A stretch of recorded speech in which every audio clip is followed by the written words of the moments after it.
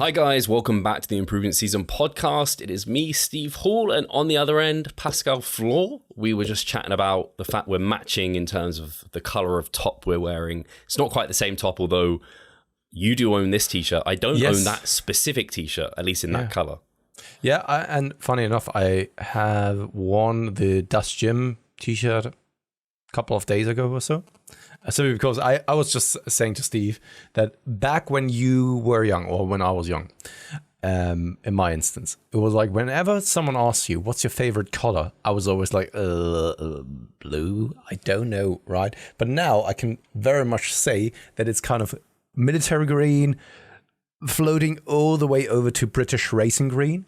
Everything in between there is something that I just like. And I have, though, because you have to be careful not to get all of your clothing in the same color, because then you look like a clown.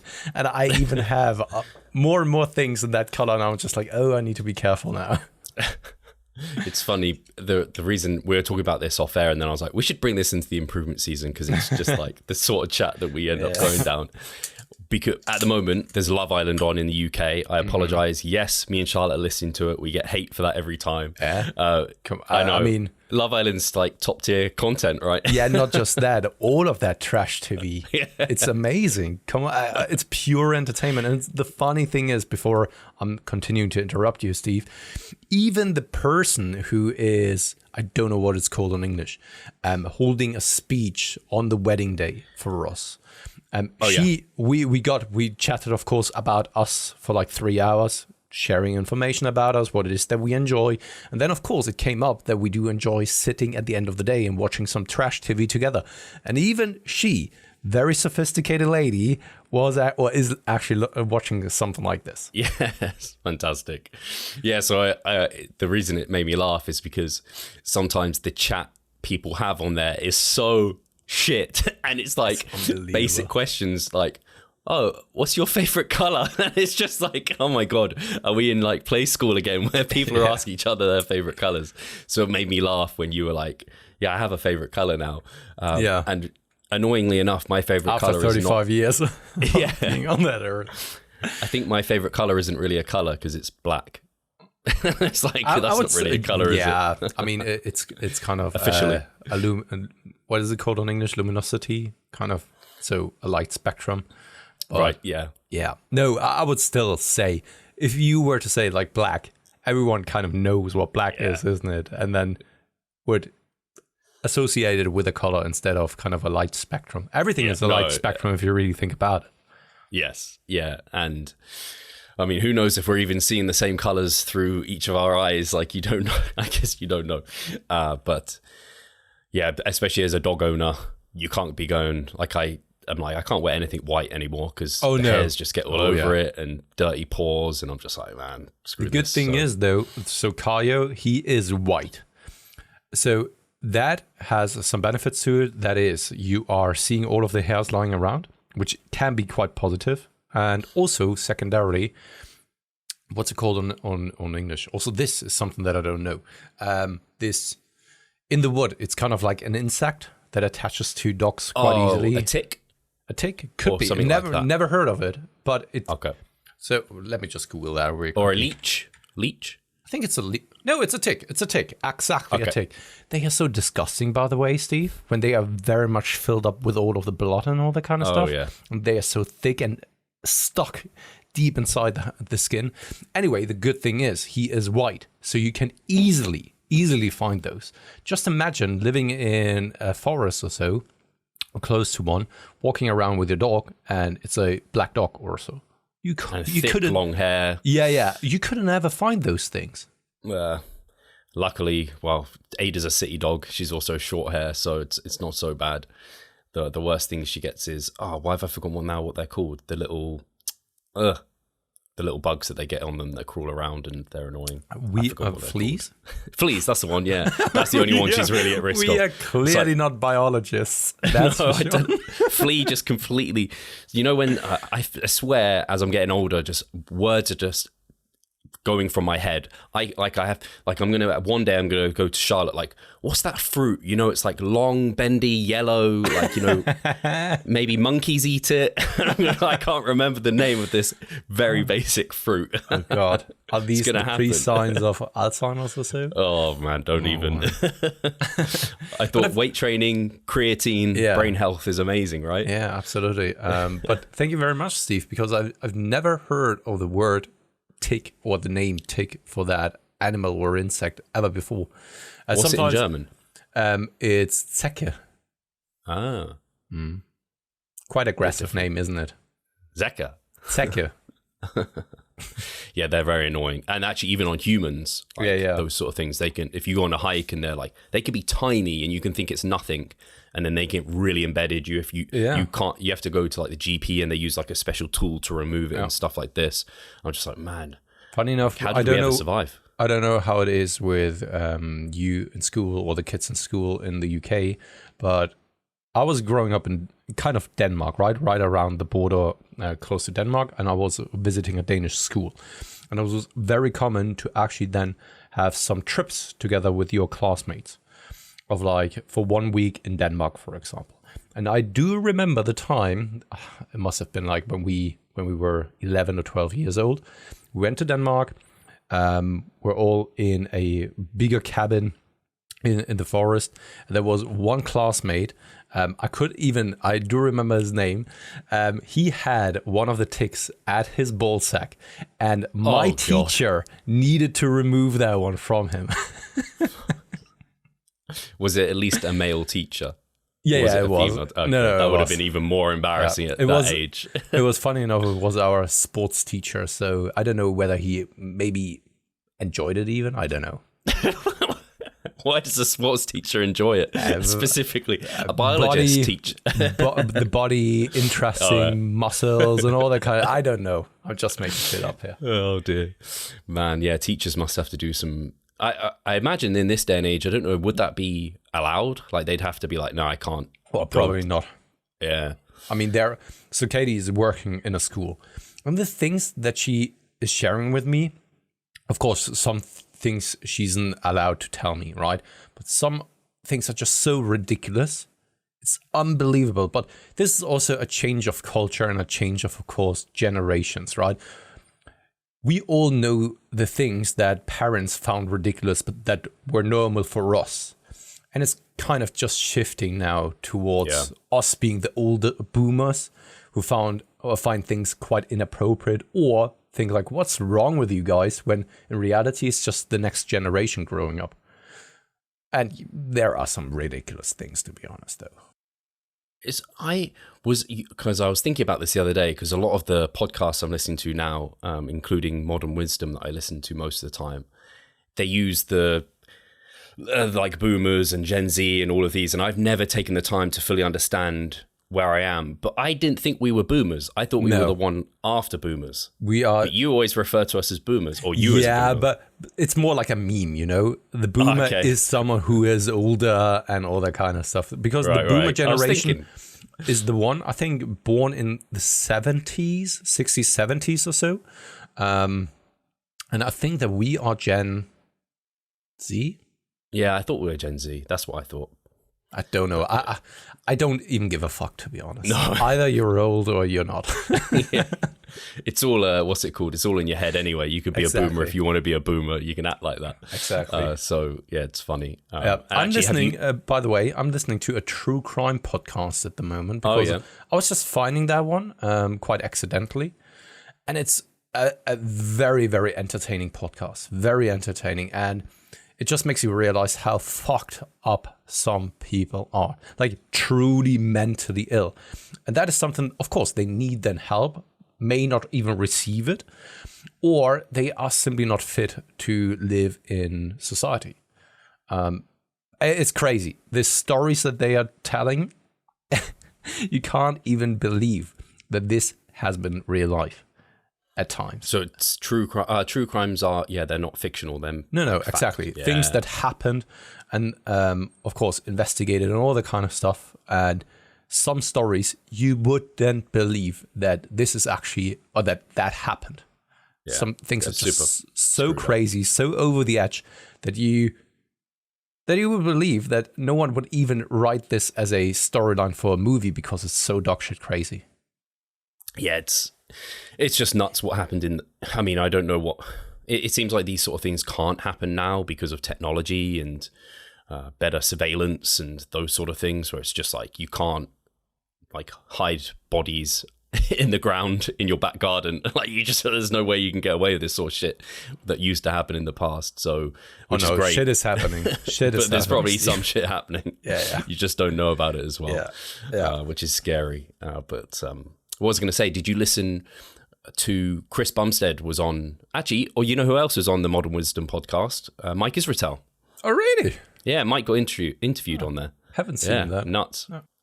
So yeah, that was I mean, it's Mike, of course. It's always like funny and entertaining. And Mike's gone down that philosophy type of route and talking about those sort of things. So he has obviously a deep interest in that.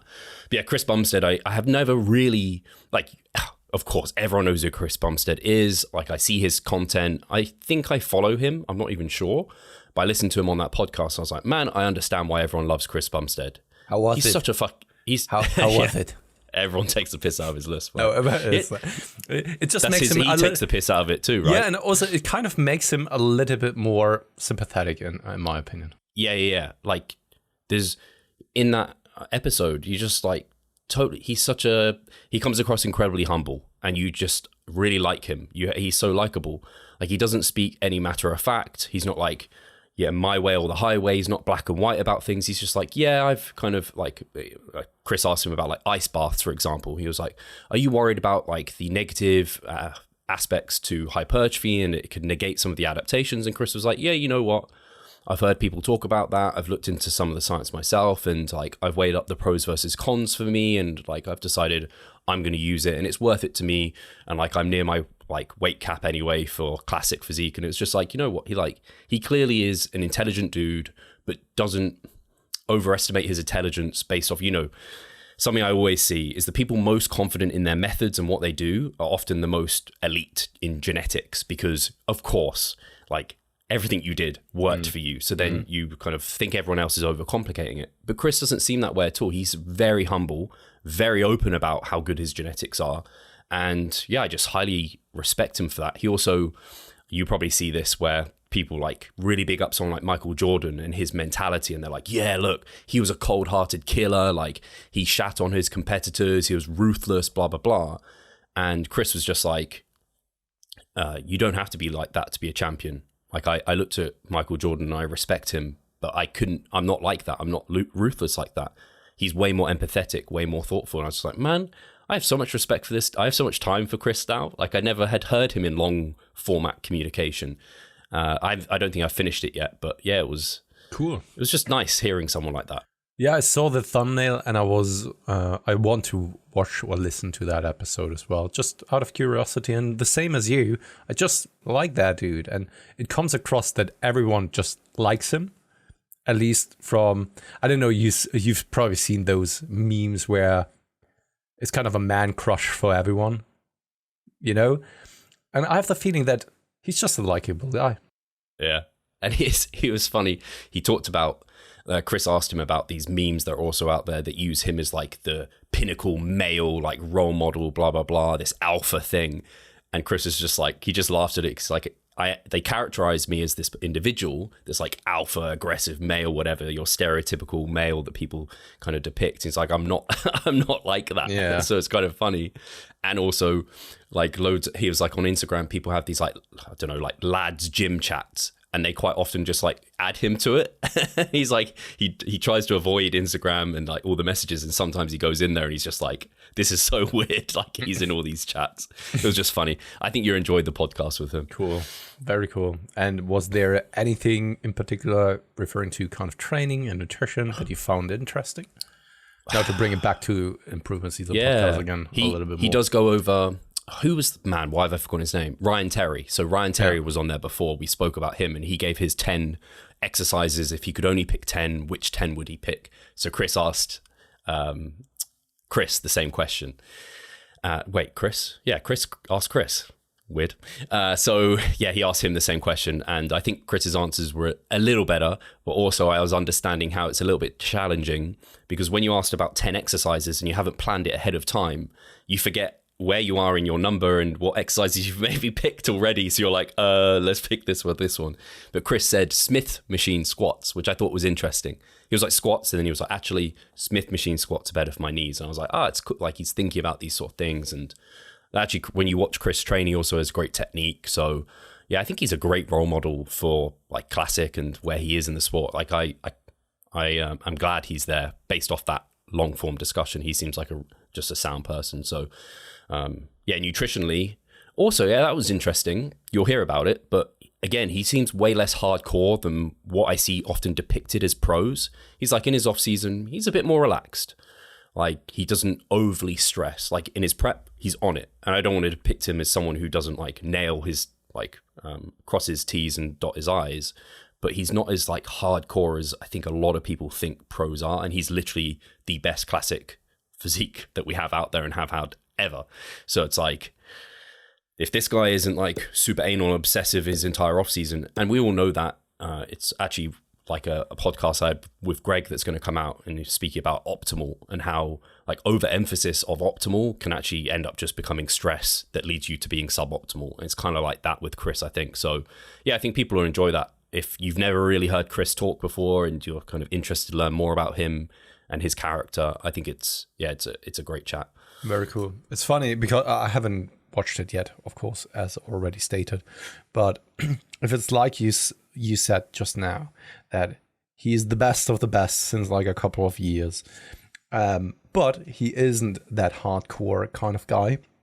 It just says so much then about that methodology, and also how much probably genetics also play a role, even though that those type of people always then describe themselves as just working harder than everyone else, when in reality, it's probably not that. And if the best there is since a couple of years is a little bit more relaxed about it, what does that tell us then to that extent, you know? Yeah. And it's that working harder is better mentality, where it's like, actually, no, it's like an appropriate level of hard is what you want to achieve, and maybe you learn that from him. Exactly. And also when it's time to push, then push, and when it's time to pull back, you can actually pull back. It doesn't make you superior or anything alike. It doesn't make you, I don't know, even more hardcore than anyone else. Just doesn't sell, does it? Like those sound bites. Yeah. Like it doesn't sell to think about ever training minimum effective volume like that, or deloading. Yeah. Like taking care of yourself, stress management. Like no one wants to hear about that shit. They want to hear about training to failure as hard as possible. Like go hard or go home, milk every kind of set and every rep for what you're worth. It's like leave it all on the table. It's like, yeah, but no. Yeah. What was I going to say? So I don't know what I was going to say. I was going to ask you about your mini cut. How's it going? It's going well. I mean, I'm now nearly at 77 kilograms already. No, in the 77 kilograms, sorry. Okay. I made it sound wrong here. Delving my pinky toe into the 77s now. So today I weighed in at around 78.2, which is over kind of 2 kilograms in just a short period of time. 2 to 3 kilograms. So my highest weight was at around like 81 kilograms. And yeah, just in a matter of like 2 weeks down like 2 kilograms. But we all know that, of course, there is some glycogen, some gut content. But to be fair, though, there wasn't really a massive drop downwards. And it's also something that I've seen with a lot of my athletes who have a very, very similar eating style in a cutting phase versus a gaining phase or maintenance phase. And it's also something that we have talked about several times already, that my way of eating nowadays, independent of whether I'm in a cutting phase, gaining phase, or maintenance phase, looks very, very similar with just slight modifications. Yeah. And from a volume perspective, not that much has changed. And that's why I haven't really seen that massive drop in the first initial days. It was just like, I went into the caloric deficit, and then on a daily basis, basis, it went down more and more and more so, right? And now I'm sitting already at around like 7-8 kilograms, which is pretty cool in a short period of time. Don't really notice the caloric deficit at all. What can I say? I mean, after having done this years now, so cutting and also going through cyclical phases of cutting and gaining, it's just a smooth ride to go into a cutting phase. The way you describe that makes me so jealous. I don't know why. It's so strange. Normally the shoe's on the other foot, right? You're normally jealous of my food intake. But hearing how smooth the transition that can be for you is really appealing to me as someone who is quite heavily the opposite, because my eating has to change quite drastically from like makes sense massing. Yeah, exactly. And I see big drops even when I came to maintenance. And I as I mentioned, I think I was struggling to eat at maintenance as well. Like I dropped like a couple of kilos just from like dropping to maintenance or just under maintenance. So yeah, my food has to change quite a lot, and I feel the change. Like it's crazy to me. A week ago, I couldn't eat like the foods I'm eating now, whereas now I'm easily eating them and I'm hungry like so you've entered the mini cut? Yes. I haven't even have you announced it over on Instagram or something? I said our cycles are aligned, didn't I? Comment but I wasn't sorry, then I completely misread it because I thought that you are about to start the mini cut. I didn't notice that you have started already, and by that you were referring to that our cycles kind of align. So I just didn't really like announce it. I guess so. I didn't feel that it was necessary. But yeah, I started on Friday last week, so not even a week into it yet. But even after maybe 3 days, I was already like on Sunday. I went out with my friend Cameron, and we were just like walking around London all day, which we always do. Went to M&S. I literally bought.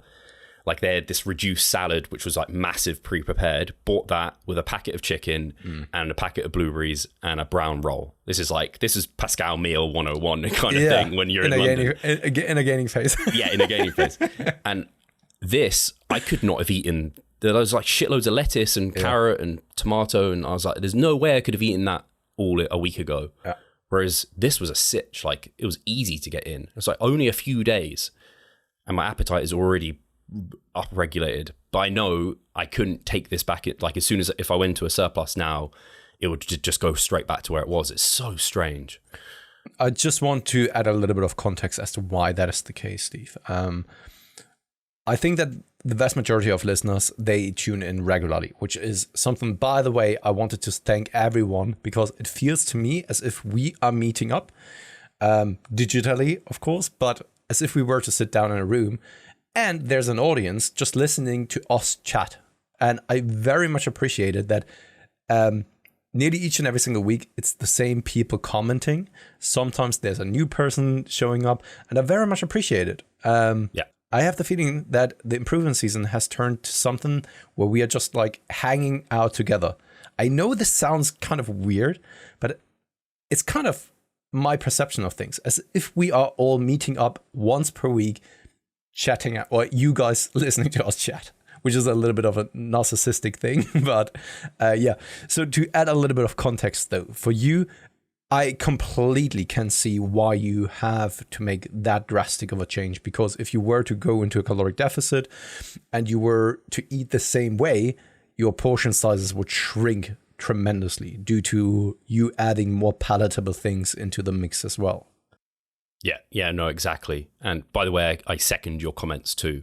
And hopefully we got some people that are kicking around still from when Jeffrey was here, and we can have him back on. And actually, I'm going to quickly touch on that. I've had a few people reach out, and actually some people commented for some other people to come on. So we're going to have to like you and me chat about who we want to get on, when we can get them on, that sort of thing. I would like to get Alex from Alpha Destiny on, because it'll be great if Alex would come on. I don't really know his stuff, to be honest.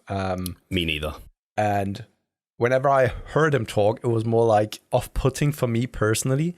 But this is just me being superficial, because I have no idea who it is. I just base it off of his accent. And that is, of course, absolutely inappropriate. I know this. But of course, I'm just honest. This is the way that people normally are, right? We are basing or judging a book by its cover most of the time, right? But I'm also very, very open and curious as to having him on, chatting a little bit in a relaxing way and all that kind of stuff. And also by that, changing my perception of him, because that is very, very limited with the information that I have. Yeah, I had, like I said last time, I hadn't really ever dug into his content. I have listened to him on Dave McConey's podcast, and he was in prep though, so it's probably a little bit different. He's my kind of take home from him was like, it took me a little bit to get him. He's quite intense and strong eye contact, it seemed like, and but like actually a humble guy. And he like, always reminds me of those mafia movies, New York, New Jersey. Oh yeah, this kind of stuff. So yeah, I think he'll be an interesting person to get on, just because like he's been in our space for such a long period of time, and obviously he's similar age, that sort of thing. So yeah, I have some other people in mind who we can, again, if people in the comments want to say who they really would love to see us chat to, like it'll be cool. Again, like you said, it's just like an opportunity to hang out. Chris Bumstead. And Chris Bumstead, you know what? He was on Iron Culture. Did you know that? Yeah, I didn't even listen to that episode because I think it was... Neither did I. It wasn't an interesting episode to me. Yeah. But yeah, man, imagine getting Chris Bumstead on. That would just be an interesting... I mean, the thing is it's not bro. really our... He is. He has a mustache. Oh, yeah. He's into kind of a Dodge. So Dodge the car. I know that he was driving a Dodge. He likes Naruto as well. He likes Naruto. Okay, that wouldn't be my most favorite pick, but it's kind of we are splitting things up so that you have something anime, similar right? to exactly right. But once again, he's into muscle cars and all that kind of stuff. So I mean, it feels like as if we are connected to some extent, and we are brothers. He may not be aware of that. I am, so it would be just appropriate to bring him on, in my opinion, and then to exchange WhatsApp numbers. That's the least we can do, I think. He can sponsor the podcast, doesn't he? He has like his own companies and everything. Like, and I mean, as I learned, he can always stay over at our house.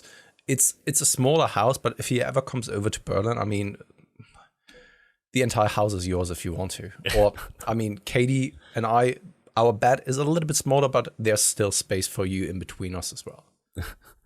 Chris, I don't know where I'm going with this. Chris will definitely tune in, I have no doubt about it, especially if he's listening to the Uncultured podcast, which clearly he is because he was on there. But I'm completely thrown. We're talking about my kind of mini cut and everything. So true. Yeah. How's your training going? Still fine. I mean, I didn't really feel any kind of significant difference. That being said, though, I already told you like last week that I've made some modifications, just knowing that a little bit of lower volume is appropriate in a situation like this. But this is just like experience paying off. But other than that, it feels all right. What about you, the first couple of days? It feels so much better. Yeah. So, you know how I mentioned I was training basically at like very close to failure with decent volumes and kind of pushing through fatigue. Man, this first week feels so much better than those weeks did.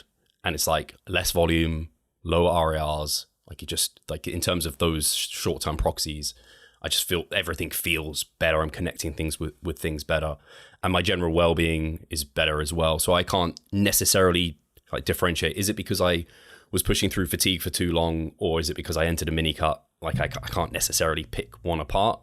But yeah, I feel fundamentally so much fresher and better. And as I mentioned, I think last time that I was going to kind of recalibrate some technique on some lifts, which I did for my hack squat, and I did for some other lifts, and those felt much, much better too. So yeah, it's feeling good.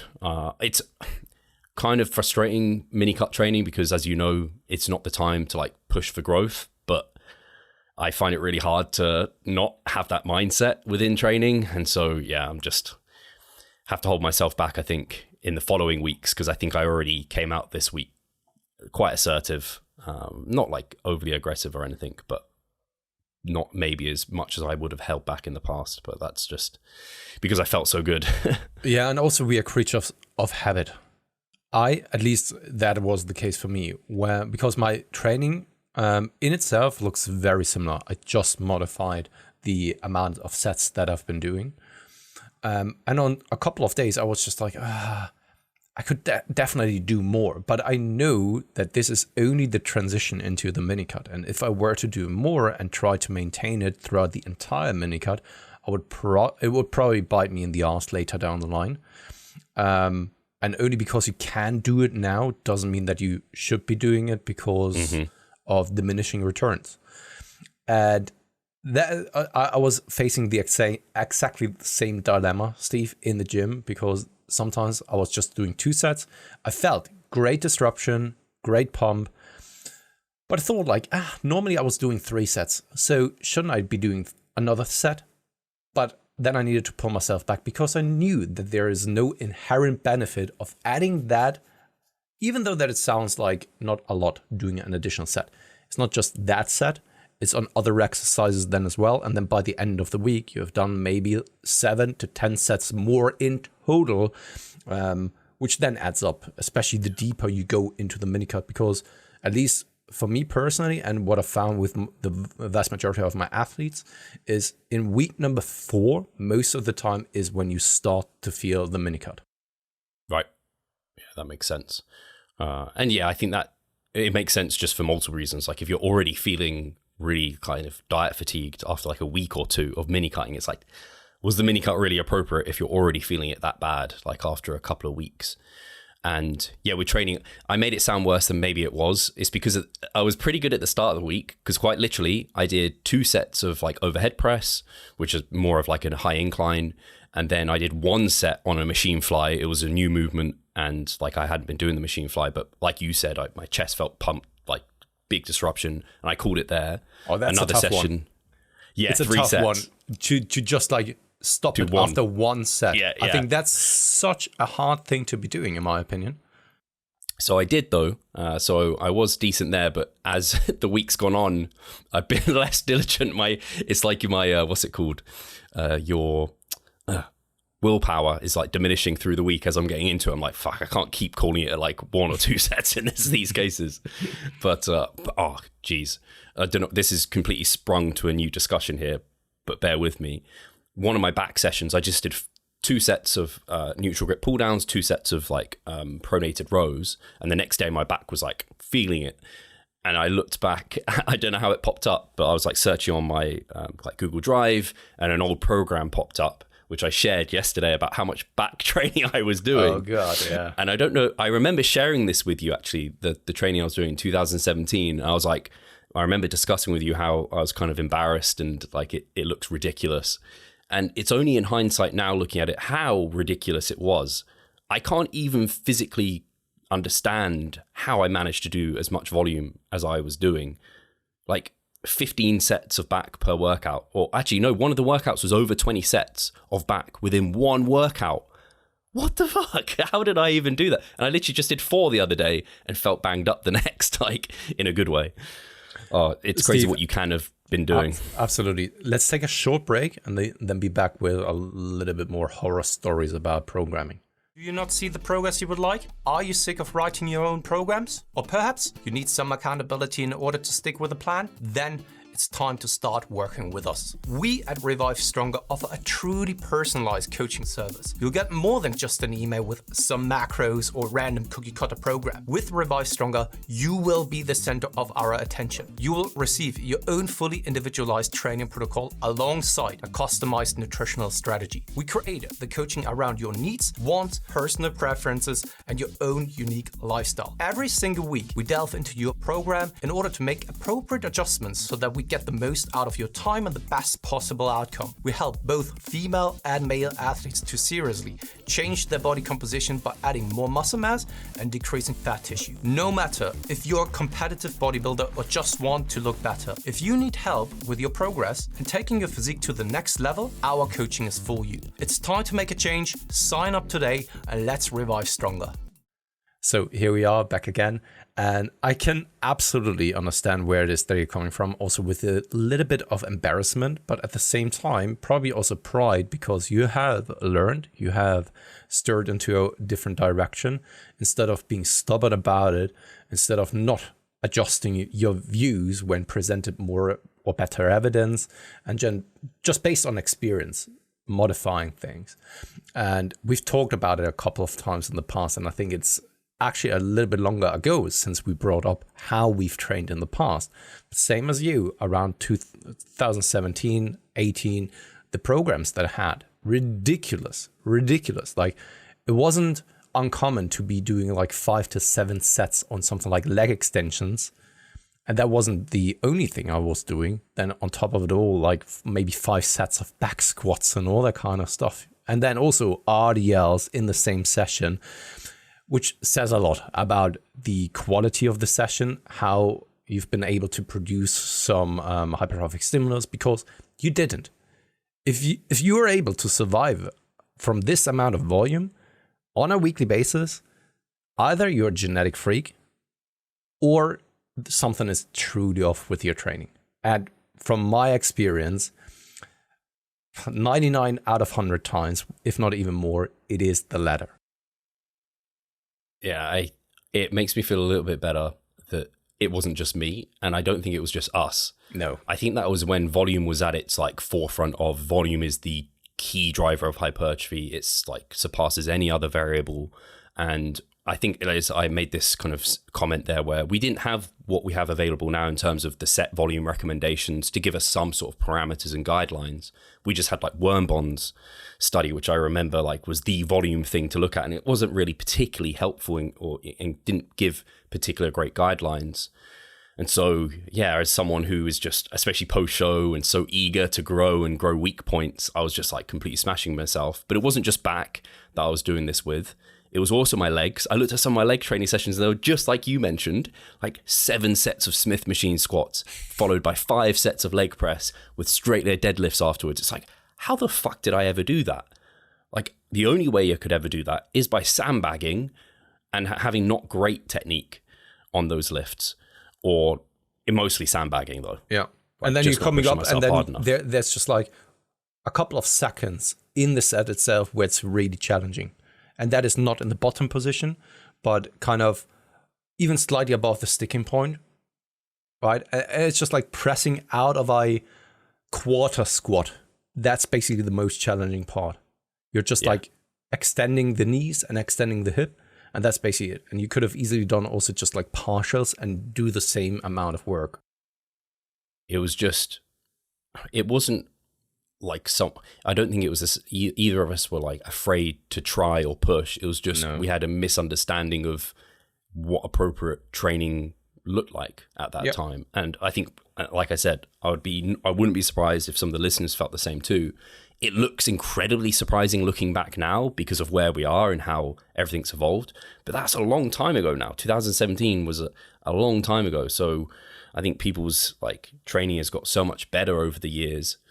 But isn't that what evidence is always like? That it's always easy to judge in hindsight.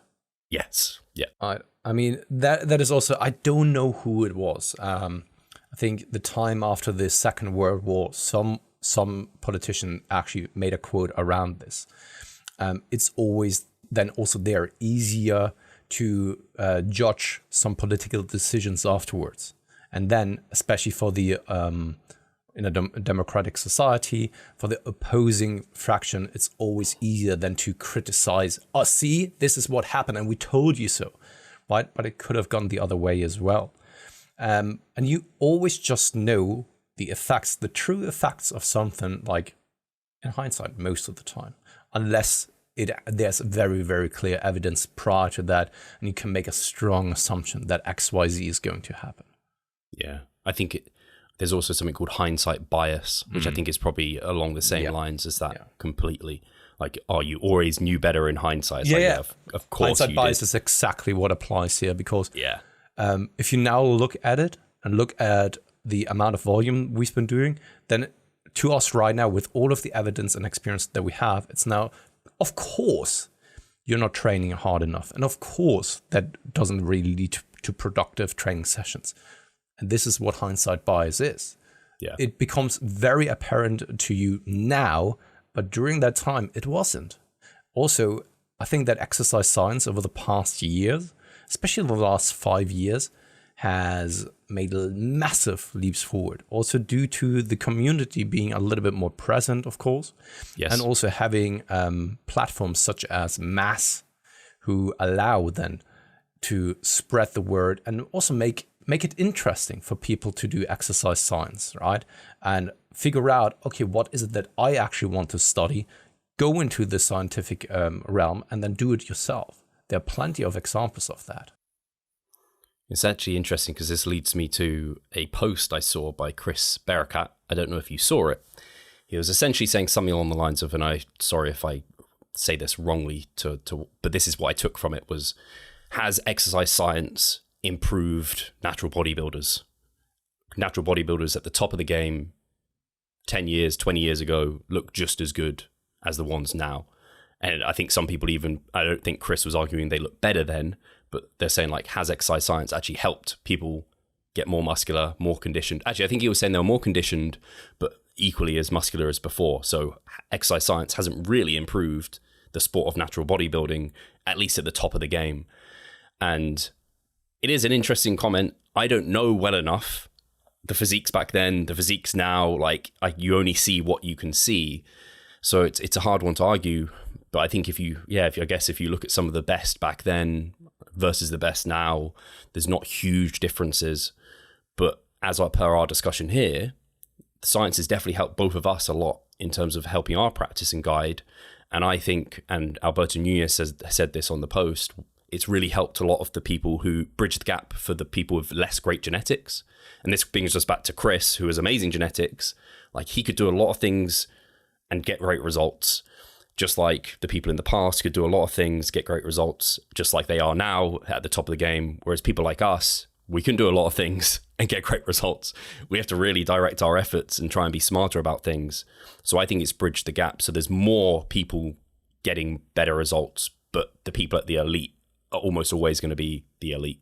That would have been my assumption as well, and also kind of my only point against that, because I think this may suffer from survivorship bias. You only know or have seen the elite competing in the past, and they are still the elite nowadays. So not the exact same people, but they would have been elite and top of the game independent of what it is that they are doing, or despite of what they are doing, right? But what about the magnitude of people who are actually now there and who bring crazy conditioning? Because you can talk with a lot of people who have been in the game for a long time, and everyone across the board, especially the guys from Team 3DMJ who have been in the game for such a long time, can tell you the amount or the conditioning and the quality over the past 10 to 20 years has skyrocketed. And it's not enough to just bring striated glutes anymore. You need to bring the full package. So while maybe people aren't coming in more muscular or muscularly, maybe the magnitude of good athletes has improved tenfold or so. I think that's a really good point. It leads me to this point of someone like Brad Loomis in the past went pro. Exactly. He wouldn't probably go pro now, just like me maybe in the past would have gone, like with the physique I have now, maybe convincingly pro in the past, whereas now not, because whilst the best aren't necessarily better than they were in the past, there's more who are able to get there. And maybe that's because of exercise science, bridging that gap so people have more intelligent approaches to be able to get the results they want. And that's what I'm also mean with survivorship bias. In the past, you only had that handful of samples who came back or came to stage, right? And you don't know how many people tried to actually get to that elite level. Maybe it was still the same amount of people who tried to become great and have great conditioning, but they didn't ever achieve it because they didn't have the information and resources in being able to get there. And nowadays it's maybe a little bit more accessible due to online coaches, due to the information that is publicly available and all that kind of stuff. So I would be very surprised if that isn't the case. Yeah.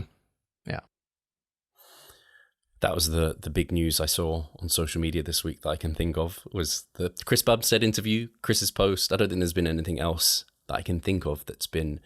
have you seen Joshua Kenyon? Yeah, absolutely. Looking nuts. It's crazy. Out of his mind. Absolutely, man. I think we've talked about him quite in depth already in the past.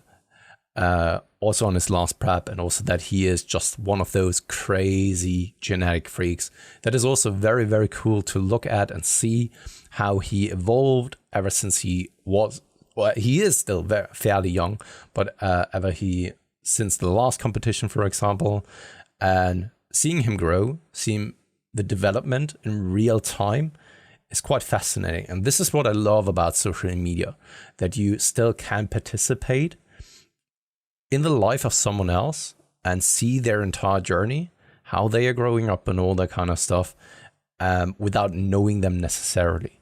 And I've been in the game since a long time now, same as you, Steve. And we are the generation who has been around since the beginning of social media. And it's kind of very interesting to even follow along some old classmates, maybe. You still know them when they were kind of very young and all that kind of stuff. And now seeing them just being proper adults is very cool. It makes me sad at the same time, because it just always makes me realize that things are finite. And that idea is something that I don't like as a parent. But at the same time, this is just the typical process of life, isn't it? But it's so cool to then see how some people get successful, how people just spend years and years and years in perfecting their craft and getting older. And you can see that. And especially him, I mean, just take a look at him. It's crazy. And he's still in the early stages of his career. If nothing bad happens to him from an injury perspective or health perspective, man, he will destroy people when he's in his mid-30s. No one will have a chance. It's going to be very interesting. I'm also interested to see how he stacks up on stage, because I think that opens up, because people, almost anyone can look freaky in shots on their own. You see it often with IFBB pros, right? Some people just look ridiculous, and then they show up on show day, and it's just like, I didn't even see you place here. Yeah. So I don't doubt Josh at all. He looks unbelievable. He's like shredded out of his mind and has lots and lots of muscle mass. It's the symmetry and shape that you can't compare unless there's other people on stage with you. You can see muscularity and condition in these photos, but sometimes shape is a bit harder to kind of get there. And he has a small waist and he has sweeping quads and like big delts and big lats. So I don't imagine he's going to struggle there.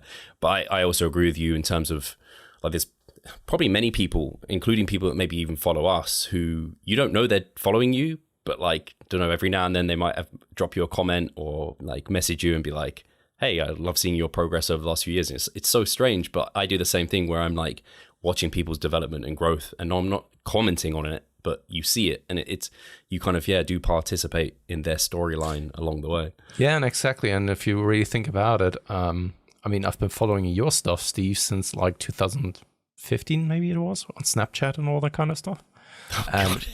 Yeah, but I mean, the thing is, now it's 2023. We're coming up to nearly 10 years. And I was following along your journey, you know, and of course, it's a little bit of a different one because we are also there in kind of close contact to another. And then you don't really realize it because you're constantly reminded about them getting, or not, you're not constantly reminded about them getting older because you just see them on such a regular basis. But then we have other people that you've been also following since such a long time. So for example, Eric Helms, I've been also following since such a long time already. And I'm not really watching his stuff over on Instagram closely. I'm not watching the Iron Culture podcast. So whenever I see stuff from him, I'm always like reminded about how far he has come as well. And he's just an example. There are plenty of other people, and we've talked about it.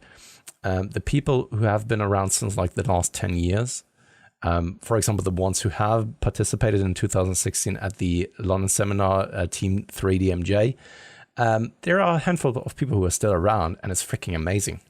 Yeah, no, it is. And actually another physique update of someone.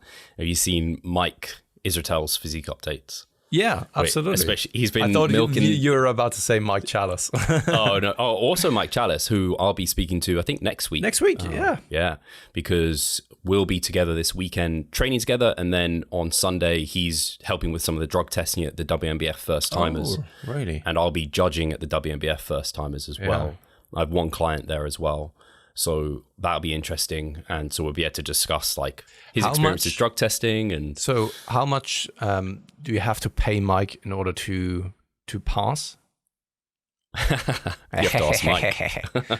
It took him a longer time to actually check it. I was like, I thought you were going to ask me like, how much do people have to pay me to give them a placing or something, you know? I just need some glute pics and like no thong. We're good. All right. But so cheap. Yeah, I know, it's pretty cheap, isn't it? I'm desperate. So see that. Yeah, that'll be interesting. But yeah, Mike Chalice he's like 5 pounds ahead of schedule basically at the moment. So he's, as long as he adheres, which he will, we're going into a diet break at the end of this week, deload, so a full week of maintenance. He's going to be very, very deep in prep when the wedding is, isn't it? Yeah, he's in the final stages of prep for the wedding. I'm sorry for him. Yeah, I know. I'm planning refeeds. Probably we'll have like back-to-back refeeds around that time, so we can hopefully manage that. But yeah, he's going to be deep. He's going to be like super lean at that point, like very lean. The good thing is though that he's sleeping in our house, so I offered him to stay here, which is then hopefully a little bit of a comfortable sensation for him, where he can calm down. He has a good cooking plate to then prepare stuff, and then on the wedding day there's also plenty of food for people such as ourselves. But I wanted a brownie cake, so I just love the texture of brownie and stuff like this. Brownie's good. Yeah, it is. Is it brownie? Is it soft and gooey with like hard outside? Yeah. Oh yeah, that's what you want. Yeah.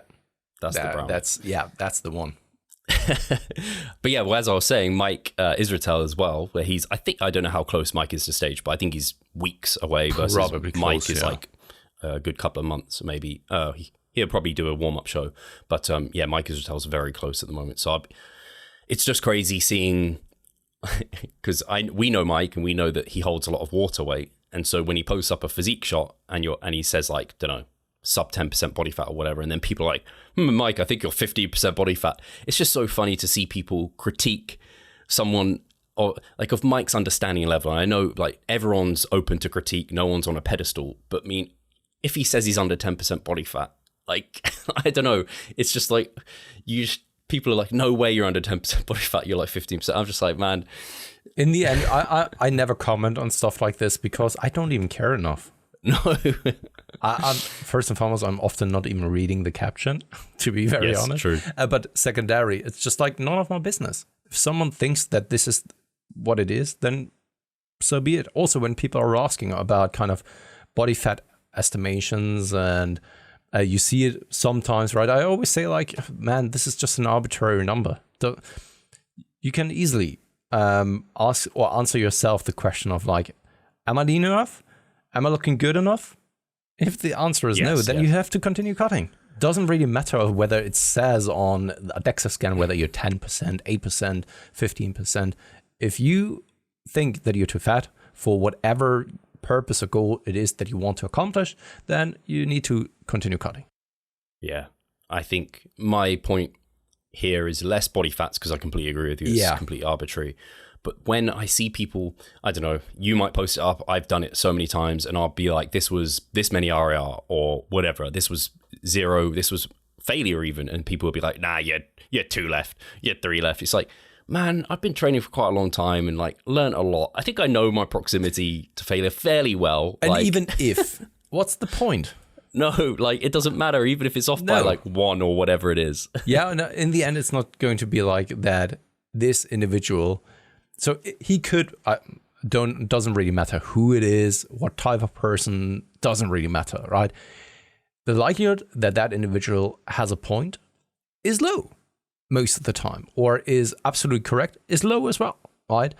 And even if that individual is, what is it that you're going to do then? Right? The vast majority of people won't be like, shit, you're absolutely right. I should actually change everything that I'm doing right now. Thank you very much, random stranger on the internet, to give me that solicited advice. Most of the time, that's not how to then give some recommendations. You could then ask the question of like, oh, are you sure that this was too aria? To me, on the outside, it looks like XYZ. What do you think? Something like this, for example, you know? Because otherwise, it's just about you saying something. And you get something off your chest.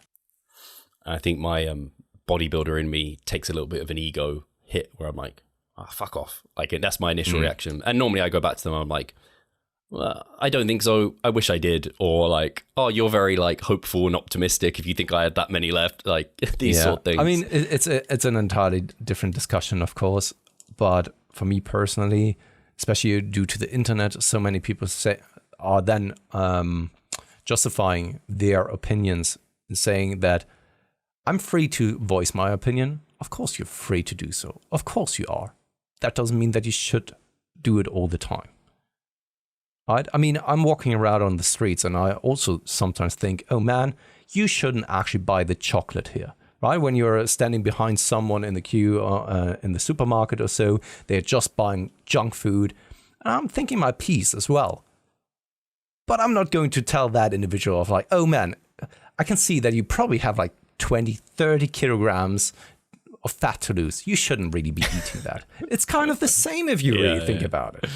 Yeah, you wouldn't say it to the person in real life. No, and sometimes only because you have an opinion and you can probably even give some advice that is justified at times, doesn't mean that you always need to voice that opinion. I think that what's the saying again, Steve? Opinions are like assholes. I know this one is good as well. This one is good as well. But silence is bliss at times, you know. Right. And yeah, if you the other saying, I guess no, it's not really a good saying. I was going to say if you haven't got something kind, it's not even that. It's something like if you haven't got something nice to say nothing at all or something. Yeah, but also this is I think bullshit. But it's more like in the end, saying less is often better and I think more appropriate. Yeah. And actually, I'm surprised we haven't talked about it in terms of kind of unsolicited advice.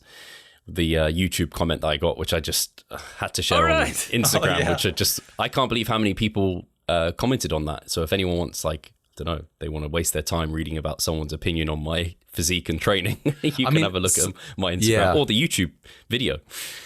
Sometimes you get crazy comments where you are brushing it off because you know it's just ridiculous.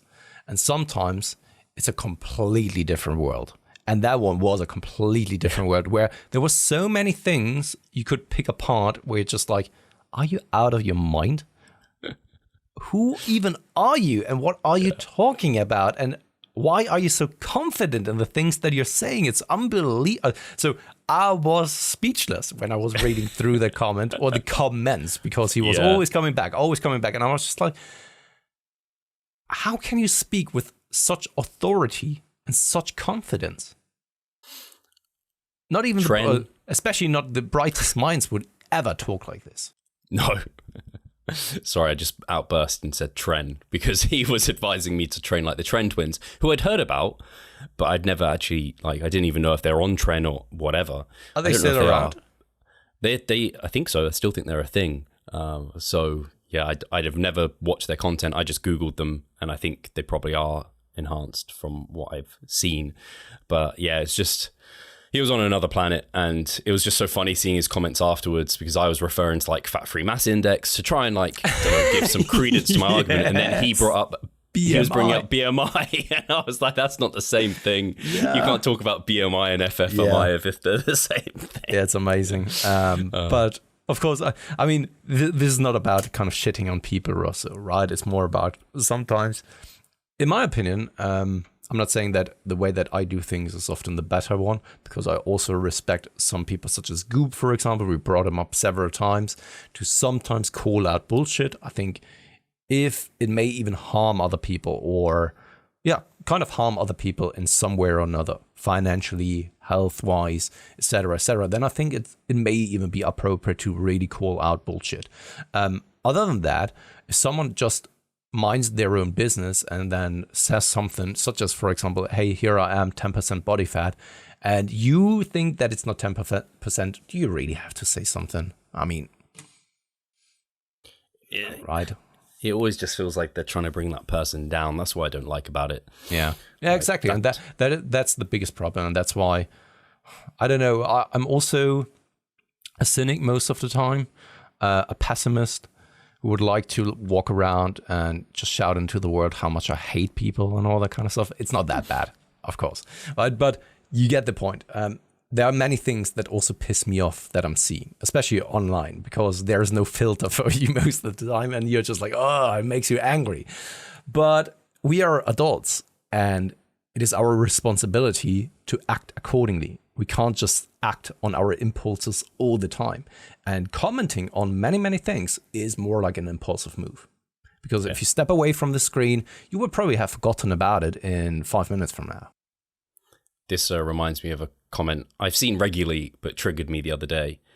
And it was something along the lines of, if you watch anime, grow up. I was just like, fuck you, dude. Like, never watched any kind of anime because, to be honest, there's a particular reason why I'm watching anime, and that is because the storytelling and the character development, even the music is so much better as what Hollywood most of the time is capable of producing. Yeah, it was just funny because I was like, the type of person to make such a comment are probably the person that needs to grow up, because to have such a opinion on someone so strongly without context or anything, just having that opinion and is funny enough, very childish. Yeah, exactly. And many people, especially also Katie, she was really not into anime, and we just gave it a try. I introduced her to something like Death Note first. That is not kind of shonen, typical anime. It's more like a thriller drama, and she was hooked, because she, for the first time, was introduced to something else other than many people have in mind Sailor Moon, Pokemon, and Dragon Ball. These are the only things that they know from their childhood, But there is, of course, so much more and so many better things out there, and it's just ignorance most of the time. That's what it is. And if you then still don't like it, totally fine. I mean, it's the same as other preferences in life as well. Yeah, no, exactly. Just made me laugh because of what we were talking about. So that's it. That's it. We made it out now. So guys, thank you for tuning in. And keep commenting. We appreciate it. Let us know you're here. Like Pascal said, it really feels like there's like a community and we're kind of talking around a fire or something, and you guys are all with us. So we appreciate that. And give us a like. Make sure you're subscribed if you aren't. If you're here from the Jeffrey episode, we appreciate having you here. Hopefully we can continue to entertain you and interest you. And to be honest, since Jeffrey has been on the podcast, we haven't really touched on very good topics around training and nutrition. Just chit-chatting about shit, to be honest. Hey, I can't judge that. We need the audience to judge. You tell us. Oh, Mr. Miyagi, did you catch it? Yeah, it was a moth. I didn't kill it, though. Right. I thought it's a fly. No, flies. Moths are actually very easy. Yeah, flies, no way. So, and next week, once again, it's Mike Chalice's turn because I will be traveling during that time. So if you have any kind of questions in advance or so, and there are any kind of things that you want Mike to talk about, specifically more so for him as an athlete and his contest prep this time, rather than physiotherapy, then feel free to leave a comment in the comment section below. Even if it's just like saying hi to Mike, I think he would appreciate it. For sure. Yeah, that would be very interesting. Cheers, guys.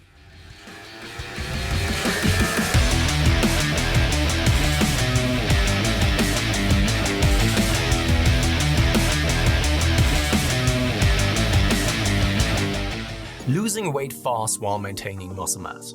Sounds too good to be true, doesn't it? It isn't though. It's reality and we know how to do it. And we will help you achieve this. The Minicut Movement is an 8-week fat loss program to make you lose a huge chunk of fat while maintaining muscle mass at the same time. We will support you from the beginning to the end so that you see the results you would like to and come out of it much stronger. You'll receive a fully automated spreadsheet that is based on your nutritional needs. You can choose between 6 different male and female training templates. Over 30 videos will guide you through each and every single step of the Minicut so that you're getting the most out of your journey and that you always know what to do. But the best thing thing is that you can start whenever you want. The mini-cup movement is open 24/7.